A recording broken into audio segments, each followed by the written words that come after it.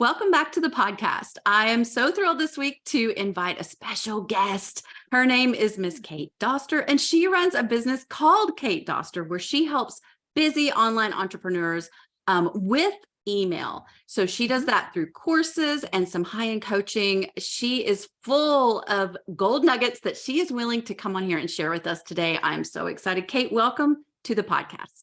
I'm so excited to be here. Yay! Okay, so she is a busy mama of two little girls in Connecticut, and she runs this business from home, which is always our favorite part. So tell us how this all evolved. Sure. So when I gave birth to my oldest, she just turned 11. The bank that I was at was like, you have 3 days to get back or you're fired. And not like laid off, like straight up terminated. I had an emergency C-section. I had a very poor reaction to the anesthesia. Like, how lucky we got off the table. So needless to say, 3 days after having major surgery, I could barely walk. It was a bad story. So clearly I was not going back. So I got fired. So then I ended up getting pregnant with my second daughter, and we ended up on food stamps and welfare, like you name it, we were on it, because it was one of those things I'm just like, oh, we can sign up for this. I'm going to sign up for this. I can get them to like redo the house for heating. Yep, all of it. And it was just like, if we were going to get out of poverty, I was going to have to be the one to do it. So I was with my husband, but he was working third shift. And when we sat down to do the math, we would lose money if I went back to work part-time or even full-time to the jobs that we could get. And so it's like, well, I'm home. My brain is turning to mush. I don't like being poor. So we got to figure out this online thing. So it started for a very brief stint as a blogger. And then I found out that copywriting with a W was a thing. And that is being able to just write words that inspire people to take action. And I was always really into like psychology and how people's brains work. And I'm a talker. And people who are talkers actually tend to write the best copy. It's those people that did really well in English class that don't actually, ironically. And so I started the copywriting business. I was an apprentice under someone. She was fantastic. And that way I could sort of, get my nerves together. And then I went out on my own. And then like most service providers, you get to a point where you're like, I'm tired of having like 7 little bosses. And I switched over into the course and coaching model and have not looked back. Oh my goodness. So how did you figure out how to put what it was that you were currently doing for all of these clients into a pretty little package with a bow called a course? I want to say not well, because like looking back, I probably do the exact opposite of what you're supposed to do. When I had my signature course, Love Your List, which I do still have a self-paced version of that course, I put like everything that I knew about email marketing, copywriting there, probably stuff that like a normal person does not need to know. But I was so tired of courses and things that were out there that didn't address all of the problems. And when it comes to email marketing, so many things can go wrong. Not to be like mean, but like, there's the actual emails itself. But if you're sending people to a bad offer, then it's not going to work, but you're going to blame the emails. If your sales page is bad, but your offer is all right and your emails are good, that's not going to help you. If you're attracting the wrong people to your email list, it's not going to happen. So that course ended up ballooning, and it really did kind of turn into like, I call it a sales and marketing mega course. So I would say everybody, especially in today's day and age, probably don't go for a whole A to Z, like 8 times solution, because people have a hard time getting through it. I would say that my course was more of a resource. But now I have other ones that I've sort of scaled down. I have one about running free and paid bundles. That one is nice and succinct. Again, like I like to give a lot of templates and examples, again, being that talker. But that's sort of how it transitioned. I'll be honest with you, it was a little bit bumpy.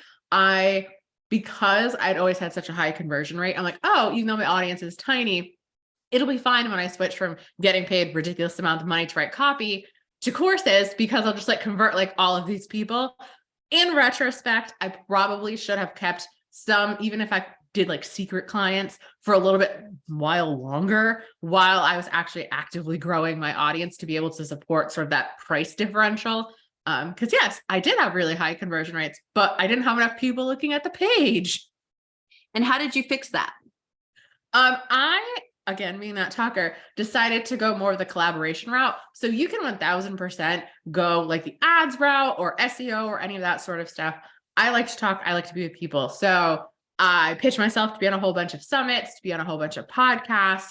I did a free bundle with one of my friends, and then I started hosting my own. And so that really helped. I will say there was a summit in like 2019-ish called the Rebel Boss Summit by my friend Eden. And I always say that that one was the one that really sparked it, because another speaker watched my presentation, bought my tripwire, and signed up for my signature offer in like the span of like 2 days. And she's like, I never buy anything ever. So she had a really big audience. So she was telling all of her audience about it. And then it just sort of like spiraled and spiraled. So That is I so decided to go collaboration route. awesome. And so with that, when did you add in, like, say, affiliates? Oh, I do have affiliates. So my program is a little bit tougher, I guess, than most, meaning that I don't let anybody promote my products. You have to be a student of the product, but that's because I want people to have the highest conversion rate possible.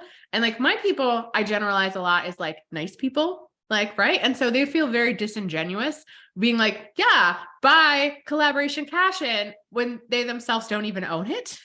So so it's a student only thing that we have, and it works out really well. I will be honest, that is definitely a branch of my business that I would like to be able to support my affiliates a little bit better. I think we always do. Mm-hmm. But again, I would rather pay my students than pay Zuckerberg. I'm not gonna lie. Exactly. I love it. And so you evolved to this collaboration idea. It took off, and then, but was it at the beginning still with just the one course, or when did you start adding in additional? So I had the email marketing fairy, which was a set of templates, which I think at one point it was 22, but now it's like 36 because it was 22 like years ago. So I had the template set going on, and I have different iterations of that. And then I had the Bayer signature course, which was open and closed launch. And then I added in a little course called Trello Magic. That's always just been $24. I'm not necessarily known for that, but I was like, hey guys, like I started actually being able to wrangle my brain, and this is all the results that happen. And do you guys want it? And they're like, yes. So people love that course too. So I had started with, again, a small sort of digital product. I had a big signature course that was open and closed launch. And then I sort of added in some other tiered things. And then recently we launched, I'd say it's like a mid-price tier course on that free and paid bundle. Because again, one of the big problems is people doesn't have people to talk to. And for me, that was, if you're like, how did you grow your audience? It was these, this is how I did it. So. And what does that look like? The journey, like when you were first getting started with that course, and you were having success, but it wasn't enough because it wasn't replacing your past clients, as well as your audience wasn't big enough. What were those little numbers versus like how it exploded after your first big collaboration? So it was, I kind of like most people, I feel like it was a hockey stick, where it was like that first launch, we did convert, but again, it was at like a beta price. It was like $100, right? So even if you convert 100 people, like $10,000 is super awesome. Don't get me wrong. But when you're used to like making that in like a couple of weeks, if you take on a couple of clients, it's like, oh my goodness. So what ended up happening in tandem, as more people were taking the course, I would raise the price as it was going, and I would have different iterations of the course. And so what ended up happening, I think also because it was that sort of open and closed launch, meaning people couldn't get it all the time, I think that affiliates really did want to promote it a lot, and they were really excited. So for ours, for the most part, it's fluctuated depending on what it is, but it's been like 35%, I think usually is what we'll give our students. So Awesome. that kind of worked out. There were some touch and go moments. I'll be honest, I did have to take a couple of secret copywriting clients, which was quite all right. But then it was always, you spin it into, you want to keep your skills sharp, right? It's like, I don't want to teach you things that just happen to work for me in business to business. And then it just sort of like elevated. And then we added in the fancier stuff, like an auto webinar. So that way it wasn't like, oh, because we would, open up the doors to the level of your list probably at least 3 times a year. We would do a spring, a summer. Usually we call that one like a friends and family only event, which is really just the affiliates. And then we would have like our bigger launch in the fall, which though, again, those months are always really, really great, but you do have to, plan ahead, even if you're like, oh yeah, like I'll live off of like payment plans. Well, not everyone's going to pay. So if you are going to do that, sort of open, closed, higher price course model. I think having other things throughout the year to sell is a good idea. Agreed. Agreed. And so when you were at the beginning and you did like the 100 sales, and then you went into your friends, just say like the second or third event, like that Rebel Boss one, like how many sales did that escalate to having had collaborated? Like 10 times, 3 times, 4 times, 2 times would be great. I mean, Right? I wish that I could you remember don't off have the to top know the of my exact head. number, but just it exploded. It was way more. Yeah, I want to Perfect. say, I'm trying to remember the timeline of things. So we had that first 10K launch, which I just done by myself, which was pretty darn awesome, I have to say. And then I want to say the second time I launched it was probably still me, and it was closer to like 25. And then I want to say probably after being introduced and having a couple of affiliates, that's when it sort of like was like 36 and 47 and then 100, and then just kept on going up and up and up, which has been really That's so nice. exciting. And speaking of when you added, because I know you keep saying when did you add a team member and what did that look like? It was actually in 2019. So it was after we had some really great collaborations. So she's my right-hand lady. Her name is Abby. I call her my work wife. I'm like, if you left, I think I'd be more sad if my husband walked out. Um, so I found her because people are interested. I had another friend who was just an online business owner who did like some general VA work. She was more of a graphic designer. And because my business had exploded so fast, when it did take off, I was just like drowning. And so she's like, well, she's like, I'm going to help you out. But she's like, I really do think that you'd be interested in hiring my friend, Abby, because Abby could really help you again with things like proofreading and inbox management, all that stuff that I'm the worst at. And it's been a match made in heaven ever since. That is awesome. And so your advice would be obviously see what you can do, but then if it's starting to build, hire sooner than later. And I think you need to be strategic in how you hire, because I know, again, as a lovely business owner with ADHD, it can seem very, very overwhelming of a task. Like, can I just hire someone to hire somebody? Like, I don't want to go through this. You can start with little things, but you do want to make sure that you can tie it back to either return on time or return on investment. So like hiring somebody on Fiverr to create some Pinterest graphics may or may not actually like get you somewhere. It depends on your business model. Like if you're going for traffic, now are you the one, like you've got all these pins, or you're the one that has to sort of put them in Tailwind, versus like if you have decided that you want to grow your audience and your income by hosting a summit, bringing somebody on to proofread and format the transcripts, that's going to save you a crap ton of time, because you're probably going to have 20 interviews minimum. And I'm guessing that they're going to be longer than 5 minutes a piece. So that's how you're going to sort of make back your time. You're going to make money with the summit. It can be a good fit, because I think people are really afraid, like, one, I'm not going to make enough money every month to cover this person. And two, what am I going to have them do?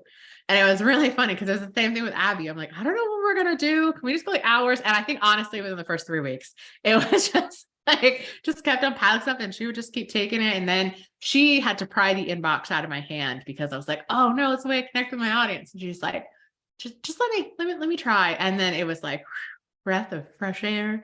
I still pop in there. I would like to, reply back when people reply back to me, but you'd be surprised how many people, this, so all of if you decide to do courses and digital products, people spell their email address wrong all the time when they buy stuff. It's crazy. It's like 90% of poor Abby's days, people be like, I didn't get this. It's like, that's because you spelled your email address wrong, which happens. It happens again. Our big motto is want people to feel seen, heard, and understood. So even like, we'll say that, because I'm sure I've done it once or twice. It's like, don't worry, like it happens to the best of us. We always sort of show proof to be like, we're not just making it up. And everyone was always great. But I think, Kate, I hear another course in there somewhere on hiring. right? Because, we try to go with the times, and again, just sort of consumer behavior. So I do think that we're going to be, hot tip everyone, I do think that we're going to be testing out some shorter, almost like masterclass style things, a little bit of a lower price tag, but to have like one really sort of like concrete, like this is what we're going to do. Again, something like Love Your List, like that's just huge, and it could never be a 90-minute presentation ever, right? But there are different chunks of things and things that I've done in my business that I'm like, I think people would be into this maybe. So we'll see. Yeah. And what is your most popular course? It is a tie, I would have to say. So definitely the most revenue is Love Your List. And we have a bunch of students in that. But our highest selling products that we have is the Email Marketing Fairy. It is a set of newsletter templates. It's $36. It works really, really well for bloggers, for personal brands, for service providers. I will say that it is a more casual tone, but like on the sales page, I talk about like going to the DMV with like tummy problems. So like you kind of know what you're getting into, but I do have in the frequently asked questions. Like if you're super serious or you're targeting like C-suite executives, probably not for you. But if you want your audience to see you as a friend, that I can do. Like, And why try do to you be think very, that very one, honest. why do you, besides those reasons, why do you think that one's the most popular?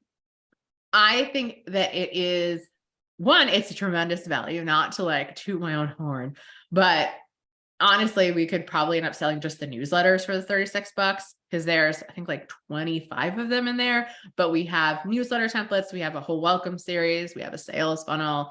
We have, what to send your list if you haven't talked to them in forever. And what makes that one different, again, besides the price point, is that you can buy a lot of templates out there, but they'll say stuff like insert pain point. My brain can't really do much with that. So in all of them, except for the newsletters, we have like actual examples. So like if I tell you like, oh, make a comparison, you'll see on the next page, I'll have an example. And I try to do different industries, like a crafter. We've got one I know, like, for health coaches, somebody that is in business to business. So that way it's like, oh, that's what she meant by that. Because I feel like when you can see those examples, it works. And so people will start utilizing the email marketing fairy templates. They realize that they're starting to get more replies. Sometimes they'll get more sales. And it's like, well, what else can Kate do? And so we have a program where, and you can still do this now with self-paced version of Love Your List, our big course. If you bought the email marketing fairy, you get a coupon to essentially get it for free so you can upgrade to the bigger course. And that works really well. We got a lot of people to do that. So if you bought the smaller course, you could get the larger course for free? No. Like, so you pay the $36 for the email marketing fairy. When you go to buy Love Your List, you get $36 to put towards the course. Gotcha. So you technically can use the email marketing fairy, make some money from it, and then you can get the course. Because again, the email marketing fairy takes care of that one issue, like, well, what do I send my list? But it's not going to go over list building. It's not going to go over landing pages. It's not going to go over thank you pages and selling with tripwires and actually creating those products. And the sales pages, like, it's not going to go over every step. So I love that gold nugget. So you guys listening, I hope you caught that. She basically is giving them their money back on a product in order for them to upsell. She's upselling them covertly. She's like telling them, I just always remind them, like, don't use it. And yes, we 1000% do have to do a refund request for people that buy the course and they forget. But again, I want to stay with integrity with our students. And again, I want to reward people that take action. And if you are willing to invest in yourself and do the things that I tell you, like, of course. So your success, is other people's, because they can literally get your course, have it help pay for the next level course, and affiliate because they took the course and actually make money on their learning and their investment. Yeah. And my goal for 2023 is to pay out a minimum of $35,000 in affiliate income. I would love to have at least 3 affiliates make $10,000. And some years we've had that and some years we haven't. Last year we didn't have it. We were a little bit short of my 3 for 10, as I like to call it. But I love to be able to, if I'm going to choose how to market and where to spend my dollars, I want to spend it on my students. Mm-hmm. And what makes a good affiliate? What makes a good affiliate, I would say, is somebody that mentions the product. I know that sounds so odd to say, but when somebody is, emailing their list about it, or they're being just sort of genuine when they're sharing their experience. And even I found this because I'm an affiliate for my friend's stuff and other things that I bought, especially in business to business, when I can speak to the character of the company or the creator, I feel like we get a lot more sales that way. Another thing that I coached my affiliates on, which I don't think other people do, is I'm like, talk about its downfalls, because everyone is always like, oh, like, this is like the best thing ever and all this other stuff. And I'm like, you're going to be a skeptic and not do it. And so it's a concept that we talk about in our bigger course, Love Your List, that's called Make the Skeleton Dance. I'm like, you need to be genuine. You can tell them, like, there are typos, or, oh, for like the email marketing fairy, like there's not a webinar show up sequence because there isn't, right? Like talk about that sort of stuff, right? It's like, or, it's a little bit more casual. So if, you're uptight, you're probably going to have to edit her words a little bit, but it's a great starting point. Again, love your list. One of its downfalls is that it's huge. But as I tell people, because you're never going to be done with email marketing, you're always going to want a new freebie. You're always going to want to elevate your landing page. You're always going to want to run a sale. Like that thing is like never ending. Whereas like a free or paid bundle, it's got an end date to that course, right? Like you host the thing, you're going to want to host your next one, obviously, but it's not something that you're doing every week. Right. Makes a difference. So let me ask you, what motivates you? Like what keeps you going? I am determined to prove to people and to help them that nice people don't need to finish last in business. I think that there are just so many horrible examples of like bro marketing and pushy selling. And so everyone just feels god awful. And it's like, you need to remember that people love to buy things. Like if I asked you, like, when's the last time you bought something from Walmart or Amazon? You're going to tell me like last week, like it is perfectly okay. I just bought a Ninja Creamy, which I probably did not need to make my protein ice cream, right? Like I bought it literally today. My husband went and picked it up during this interview. So like people love to buy stuff. So why are you going to let them buy from someone who's just going to take advantage of them and treat them like a number? You're treating them like a person, you care about them. And because you even have this thought like, oh my goodness, I don't want to be pushy. You're not going to be pushy. But what ends up happening is because people that are pushy are the ones that are speaking the loudest. It is very hard to find role models if people are just like casually selling like a person, right? Like, oh my goodness. But again, human brains, they aren't really logical. So if you're like, but Kate, like I told them about all these bonuses and like this discount, like why are they buying? It's like, did you tell them like what's in it for them? Or like how this bonus is going to help them? Like start with them and how great they're doing and how, if they can get a skill down, or even if it's like, it's like, look, I understand. Again, make a skill plan. It's like, look, I understand that you might be thinking to yourself, I have so many other bills to be spending my money on in time. I don't have time for an art course. But here's the thing, you deserve to feel proud and fulfilled and to be able to not have to just sit in front of the couch. I'm going to make sure that you're not wasting your good paper, that you are actually excited to go and paint because we're going to do this, this, and this in this course. So it's not just like this course is this, this, and this. We're talking about that person first. And then it's like, oh yeah, and I got these things, they're going to help you do it. And when you start and you go with them first, then your thing, and then anything extra like a discount or a bonus or the doors are closing, then it's like, I want to give that person money.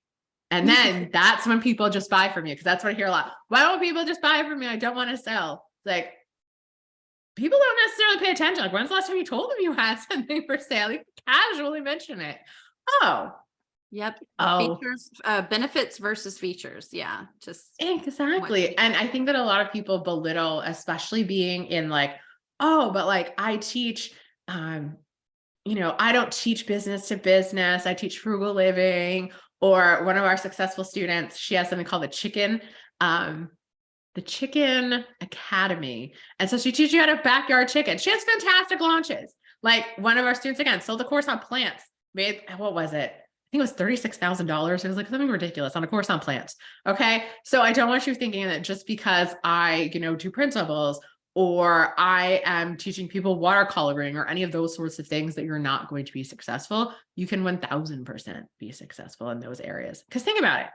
A lot more people want to paint or have a garden than start a business. Like, let's be honest, we're kind of weirdos. Like, I know we were talking about this a little bit before we got on the show, but like, normies aren't sitting here thinking to myself, how do I optimize my landing page so that way I can get more people? Like, that's not a thought that like my best friends would ever have.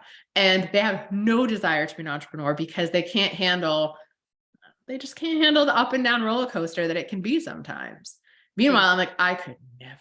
I know. Never. But again, there's a lot more people that are into those sorts of things or into styling a room or into interior design. So don't think that you have to box yourself in.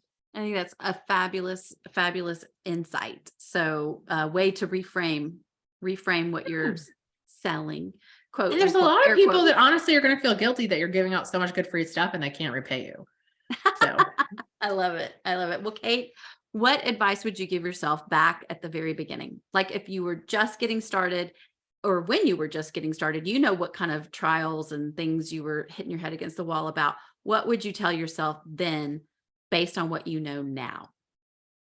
I know it's going to sound odd, and it's the name of my podcast. So I'm not just saying this because it's a thing, but I would have done the brave thing, meaning like I had a tendency to like, writing a blog post was like safe, right? And creating those pins on Pinterest. So I'm not knocking that method at all, especially if you have more visual brand, like go ahead and do so.